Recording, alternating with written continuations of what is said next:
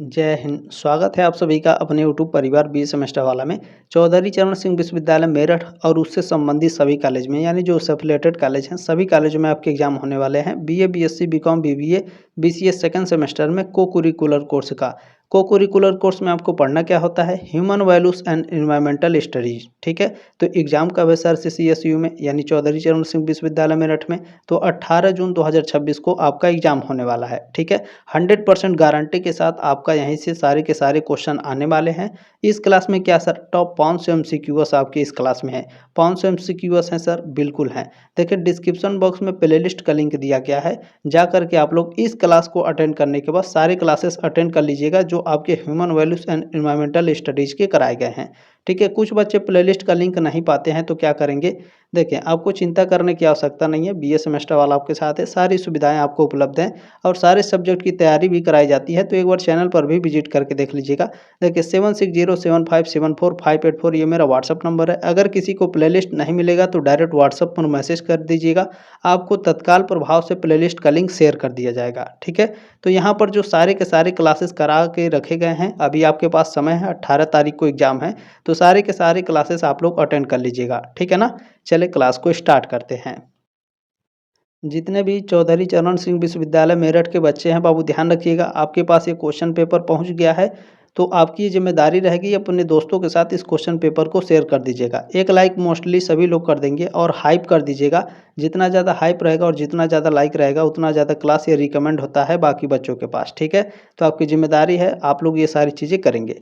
पहला क्वेश्चन इसमें पूछा गया है, एक्स C2 में शामिल है। एक्स C2 में क्या क्या शामिल होता है? चिड़ियाघर, वनस्पति उद्यान और बीज बैंक, ये तीनों आपके एक्स C2 संरक्षण में शामिल होते हैं। डी ऑप्शन राइट है क्वेश्चन नंबर पहले का। इससे संबंधित कई क्वेश्चन आपके एग्जाम में देखने के लिए मिलेंगे और इस क्वेश्चन पेपर में भी है, तो चिंता नहीं करना है। ठीक है, अगला क्वेश्चन है दूसरा नंबर कि सतत विकास का अर्थ है। सस्टेनेबल डेवलपमेंट का अर्थ होता है वर्तमान आवश्यकताओं की पूर्ति के बिना भविष्य को नुकसान पहुंचाए। ठीक है ना, ये ऑप्शन राइट है क्वेश्चन नंबर पहले का।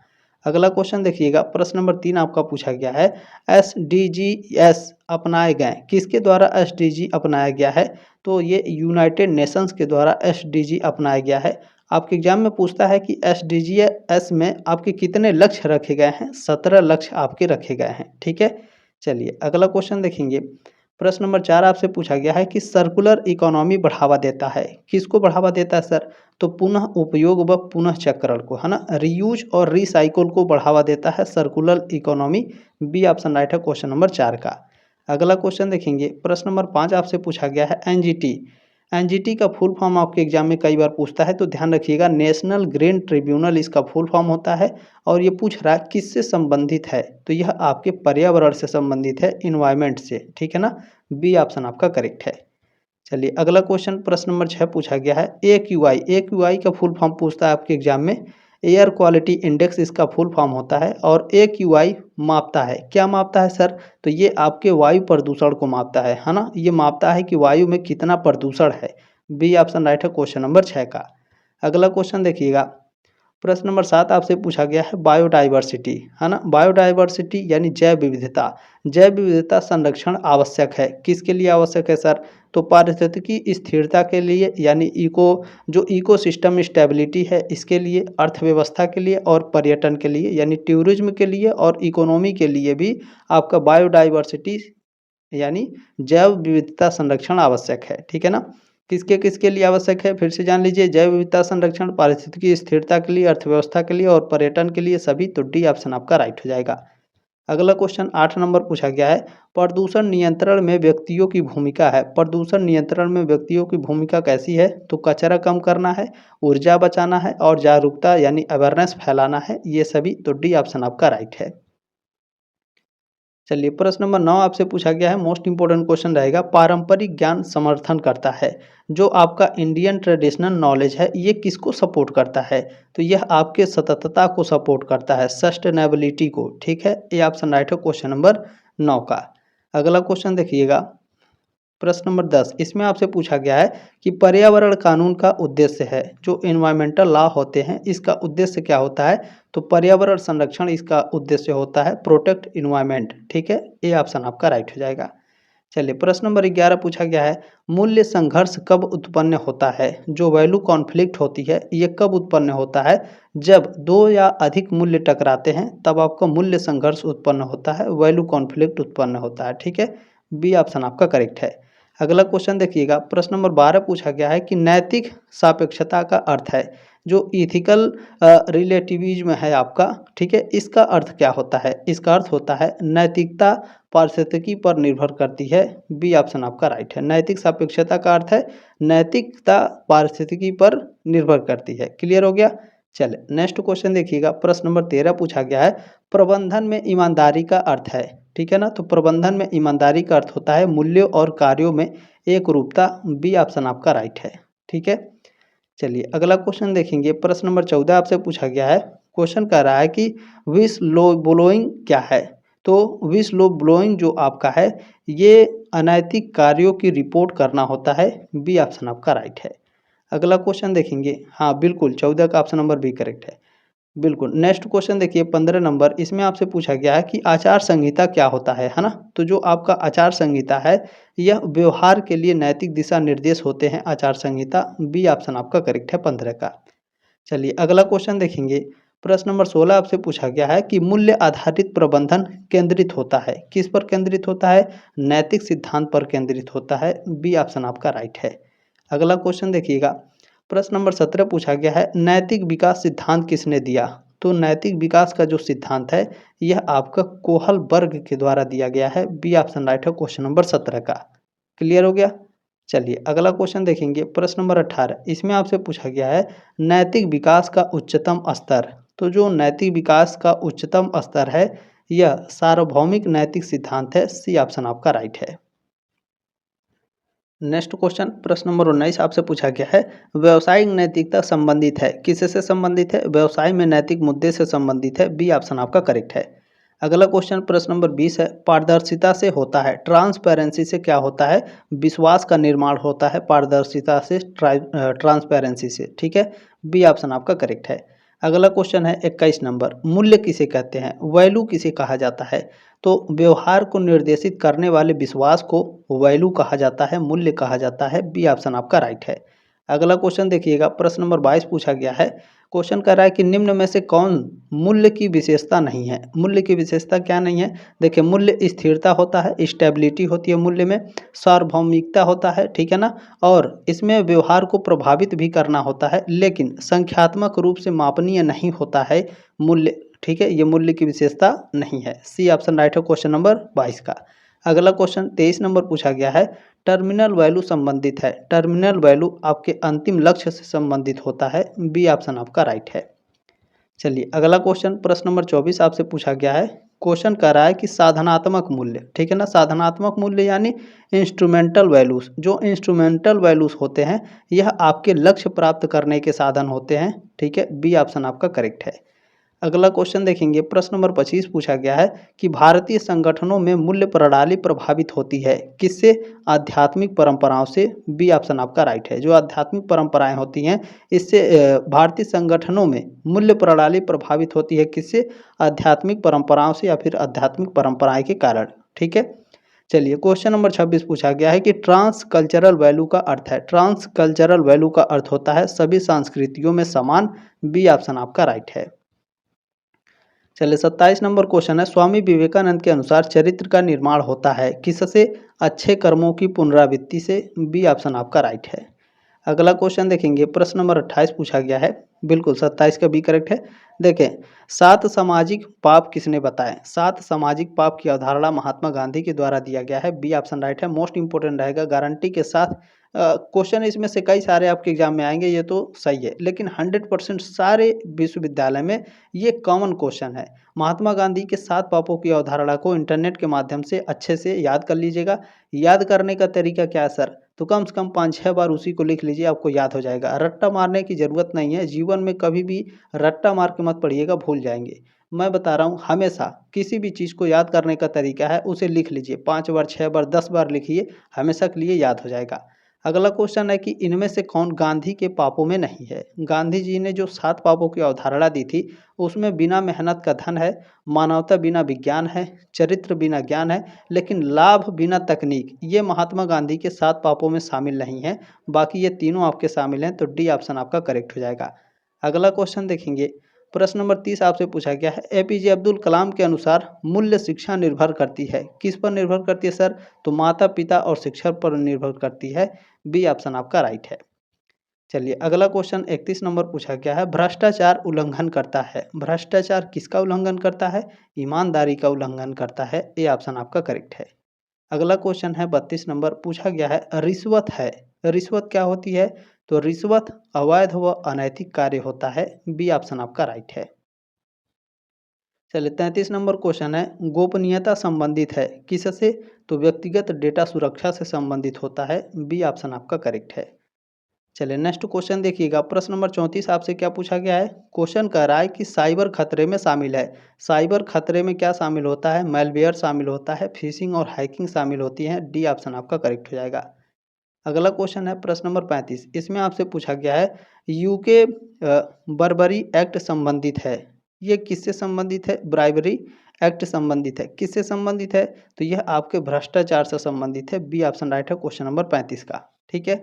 चलिए अगला क्वेश्चन, सीएसआर का फुल फॉर्म पूछा गया है, इंपॉर्टेंट क्वेश्चन रहेगा। सीएसआर का फुल फॉर्म क्या होता है? कारपोरेट सामाजिक उत्तरदायित्व। इंग्लिश में याद रखिएगा, सबसे ज़्यादा बेहतर रहता है इंग्लिश में। ठीक है। तो कॉर्पोरेट सोशल रिस्पॉन्सिबिलिटी इसका फुल फॉर्म होता है सीएसआर का। ये ऑप्शन आपका करेक्ट है। ठीक है।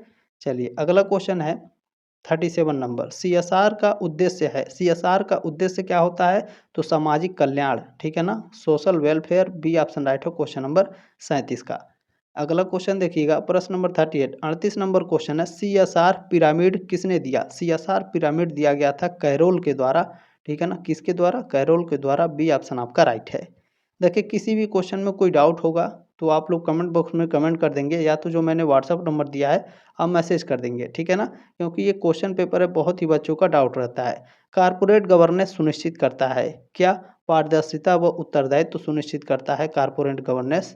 बी ऑप्शन आपका राइट है। ठीक है ना। चलिए अगला क्वेश्चन देखिएगा, 40 नंबर पूछा गया है, भारत में परोपकारी नेता। भारत में परोपकारी नेता कौन है? सर रतन टाटा जी। ये ऑप्शन आपका राइट हो जाएगा। चलिए अगला क्वेश्चन देखेंगे, प्रश्न नंबर 41 आपसे क्या पूछा गया है? क्वेश्चन कह रहा है कि भारत में सीएसआर किस कानून के तहत अनिवार्य है? तो कंपनी अधिनियम 2013 के तहत अनिवार्य है। ये ऑप्शन आपका राइट है। चलिए प्रश्न नंबर 42 पूछा गया है कि सीएसआर खर्च की न्यूनतम सीमा कितनी है? तो न्यूनतम सीमा 2% है। बी ऑप्शन राइट है क्वेश्चन नंबर 42 का।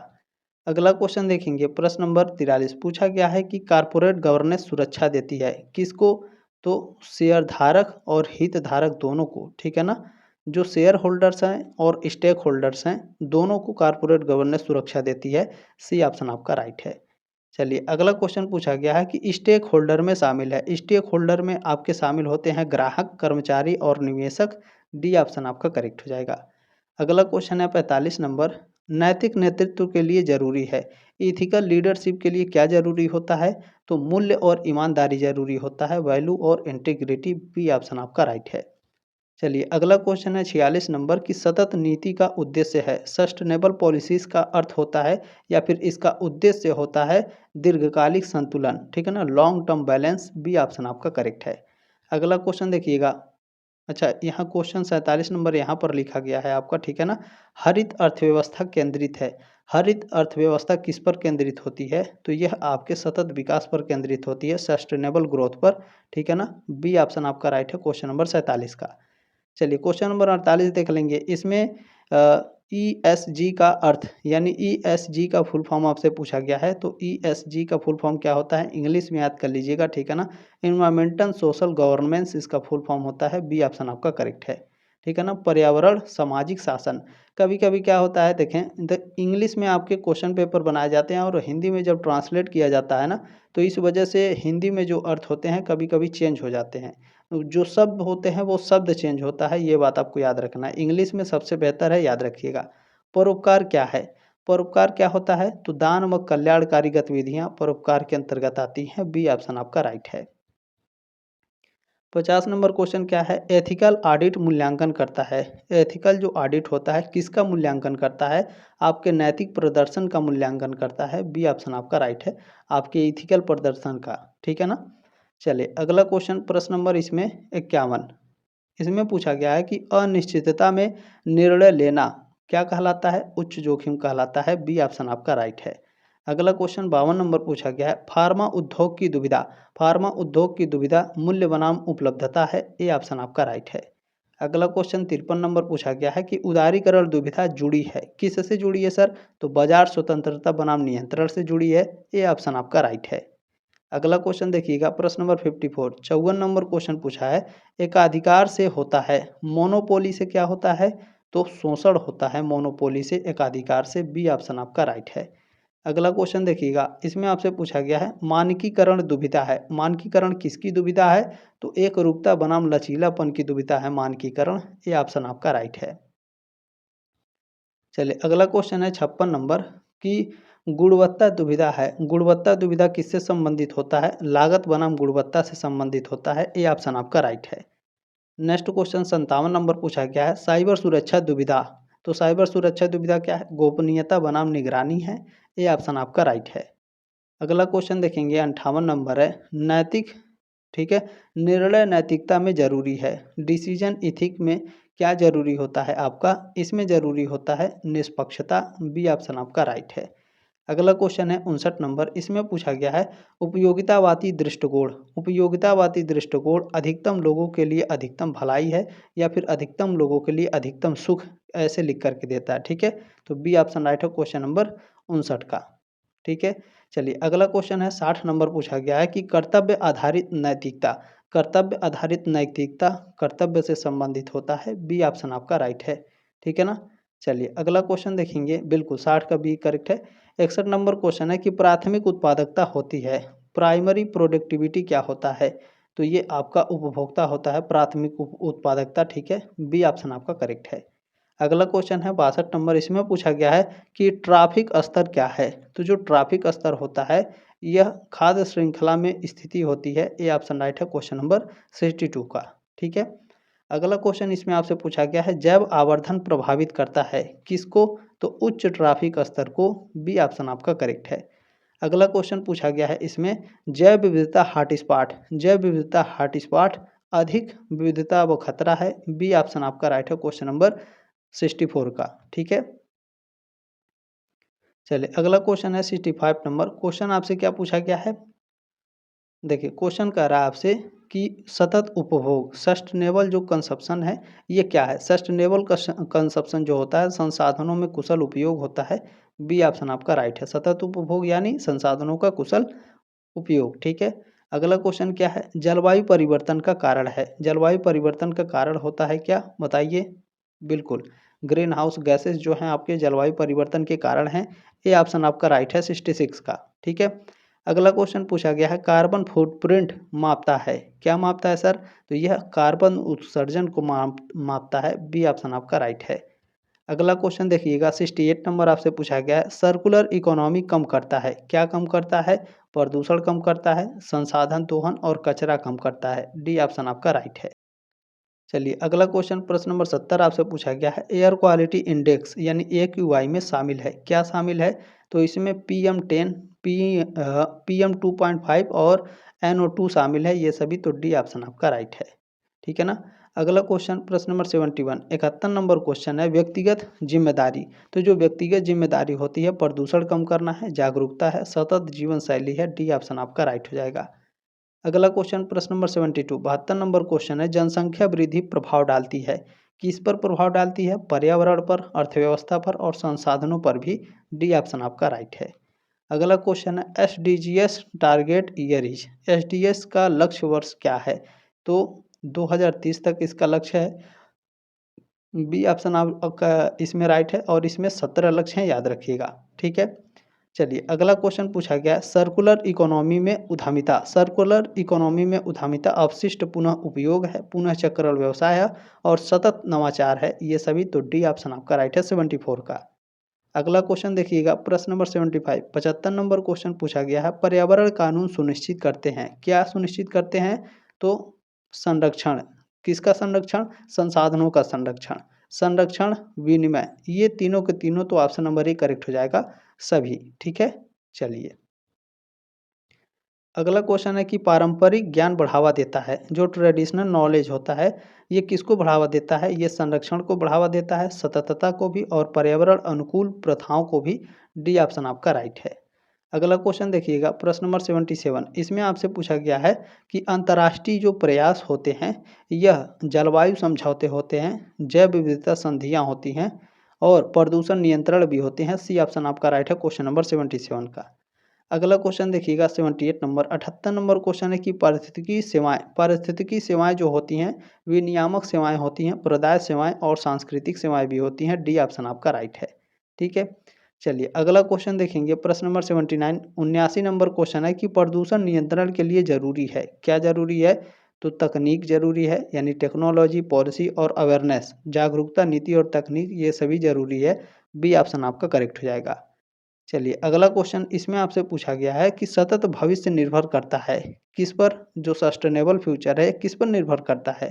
तो यह आपके अर्थव्यवस्था, पर्यावरण, समाज और सभी का समन्वय पर। ठीक है, डी ऑप्शन आपका राइट हो जाएगा। अगला क्वेश्चन 81 नंबर पूछा गया है, अजीम प्रेम जी किससे जुड़े हैं? तो यह आपके जुड़े हैं विप्रो से। सी ऑप्शन आपका राइट है। अगला क्वेश्चन है, बिल गेट्स प्रसिद्ध है, किस लिए प्रसिद्ध है? परोपकार के लिए प्रसिद्ध है। बी ऑप्शन आपका राइट है। अगला क्वेश्चन देखेंगे, प्रश्न नंबर 83 आपसे पूछा गया है, आध्यात्मिक मूल्य जोर देते हैं, जो स्पिरिचुअल वैल्यू होते हैं यह आपके आंतरिक विकास पर जोर देते हैं। बी ऑप्शन आपका राइट है क्वेश्चन नंबर 83 का। चलिए अगला क्वेश्चन 84 नंबर पूछा गया है, 84, धर्मनिरपेक्ष मूल्य है, धर्मनिरपेक्ष को सेकुलर वैल्यू कहते हैं। ठीक है ना, धर्मनिरपेक्ष मूल्य यानी सेकुलर वैल्यू। तो जो सेकुलर वैल्यू होते हैं यह आपके सार्वभौमिक व गैर धार्मिक पर जोर देते हैं। या फिर पूछ रहा है कि धर्मनिरपेक्ष मूल्य हैं क्या हैं? तो सार्वभौमिक व गैर धार्मिक हैं। बी ऑप्शन आपका करेक्ट है। अगला क्वेश्चन 85 नंबर है कि मूल्य कार्यान्वयन के स्तर, मूल्य कार्यान्वयन के स्तर क्या हैं? तो संगठनात्मक हैं, व्यक्तिगत हैं और सामाजिक भी हैं। डी ऑप्शन आपका राइट हो जाएगा। अगला क्वेश्चन देखिएगा 86 नंबर पूछा गया है कि नैतिक निर्णय में आवश्यक है, क्या आवश्यक है? मूल्य व नैतिक आवश्यक होते हैं। बी ऑप्शन आपका राइट है। अगला क्वेश्चन 87 नंबर, इसमें आपसे पूछा गया है, श्रीमद् भगवत गीता जोर देती है किस पर? तो कर्तव्य यानी धर्म पर। बी ऑप्शन आपका राइट है। अगला क्वेश्चन है 88 नंबर, धर्म का अर्थ है, धर्म का अर्थ होता है कर्तव्य। बी ऑप्शन आपका राइट है क्वेश्चन नंबर 88 का। चलिए अगला क्वेश्चन है 89, 89 नंबर क्वेश्चन आपसे पूछा गया है, समग्र निर्णय में शामिल है, समग्र निर्णय में सामाजिक पहलू शामिल होता है, आर्थिक पहलू और नैतिक पहलू भी शामिल होता है। डी ऑप्शन आपका राइट है। अगला क्वेश्चन है 90 नंबर, इसमें पूछा गया है कि कर्मयोग का जोर है, कर्मयोग का जोर क्या है? कर्मयोग का जोर होता है निष्काम कर्म। बी ऑप्शन आपका राइट है। ठीक है ना। अगला क्वेश्चन देखेंगे, प्रश्न नंबर 91, इसमें पूछा गया है, नैतिक दुविधा कब होती है? नैतिक दुविधा जब मूल्यों का टकराव होता है तब नैतिक दुविधा होती है। बी ऑप्शन आपका राइट है। अगला क्वेश्चन प्रश्न नंबर 92 पूछा गया है कि निजीकरण दुविधा जुड़ी है, किससे जुड़ी है? तो यह आपके सार्वजनिक बनाम निजी हित से जुड़ी है। ये ऑप्शन आपका करेक्ट है। अगला क्वेश्चन प्रश्न नंबर 93 है कि ऑर्गेनिक फूड दुविधा, ऑर्गेनिक फूड दुविधा लागत बनाम स्वास्थ्य। ये ऑप्शन आपका करेक्ट है। अगला क्वेश्चन देखेंगे 94 नंबर है, सोशल मीडिया दुविधा, सोशल मीडिया दुविधा गोपनीयता बनाम संपर्क है। ये ऑप्शन आपका राइट है। अगला क्वेश्चन है 95 नंबर, इकोसिस्टम यानी पारिस्थितिकी तंत्र में शामिल है, इकोसिस्टम में शामिल होते हैं जैविक और अजैविक, बायोटिक और अबायोटिक दोनों शामिल होते हैं। सी ऑप्शन आपका राइट है। अगला क्वेश्चन है 96 नंबर, प्रोड्यूसर्स यानी उत्पाद हैं, उत्पाद कौन है? तो जो पौधे होते हैं, प्लांट्स, ये आपके उत्पाद होते हैं प्रोड्यूसर्स। ये ऑप्शन आपका राइट है। ठीक है ना। चलिए 97 नंबर क्वेश्चन क्या है? बिल्कुल 96 का ये करेक्ट है। अपघटक हैं, अपघटक कौन है? तो देखें बैक्टीरिया और फफूंद दोनों अपघटक हैं। सी ऑप्शन आपका राइट हो जाएगा। अगला क्वेश्चन है 98 नंबर, खाद्य श्रृंखला दिखाती है, क्या दिखाती है? तो ऊर्जा प्रवाह को दिखाती है, एनर्जी फ्लो को। ये ऑप्शन आपका राइट है क्वेश्चन नंबर 98 का। ठीक है। चलिए अगला क्वेश्चन देखेंगे, प्रश्न नंबर 99 आपसे पूछा है कि पारिस्थितिक पिरामिड दर्शाता है, इकोलॉजिकल जो पिरामिड है यह किसको दिखाता है? तो ऊर्जा, बायोमास और संख्या, इन सभी को दिखाता है। डी ऑप्शन आपका राइट है। आपके एग्जाम में पूछता है ऊर्जा का पिरामिड, पारिस्थितिकी पिरामिड में ऊर्जा का पिरामिड कैसा होता है? तो हमेशा सीधा होता है, याद रखिएगा। ठीक है, कई सारे क्वेश्चन पेपर मैंने सॉल्व कराए हैं, तो ज़रूर जा कर के चेकआउट करिएगा। सारे के सारे आपके 18 तारीख को एग्ज़ाम होने वाले हैं, तो सारे के सारे जितने भी क्वेश्चन पेपर हैं जल्दी-जल्दी कवर कर लीजिएगा। ठीक है ना? डिस्क्रिप्शन बॉक्स में प्लेलिस्ट का लिंक है, जाकर ज़रूर देख लेंगे। अगर आपको नहीं मिलेगा तो व्हाट्सएप कर दीजिएगा। किस पर व्हाट्सएप करेंगे सर? तो ये मेरा व्हाट्सएप नंबर है 76075774। ठीक है ना? 74584 ये मेरा व्हाट्सएप नंबर है। ठीक है, ये लास्ट क्वेश्चन है, इन सीटू संरक्षण। इन सीटू संरक्षण प्राकृतिक आवास है, बी ऑप्शन राइट है क्वेश्चन नंबर 100 का। ठीक है, बाकी क्लास कैसी लगी कमेंट के माध्यम से अपनी राय कमेंट बॉक्स में जरूर रखिएगा। जल्दी मिलेंगे आपके नेक्स्ट क्लास में, तब तक के लिए जय हिंद, वंदे मातरम।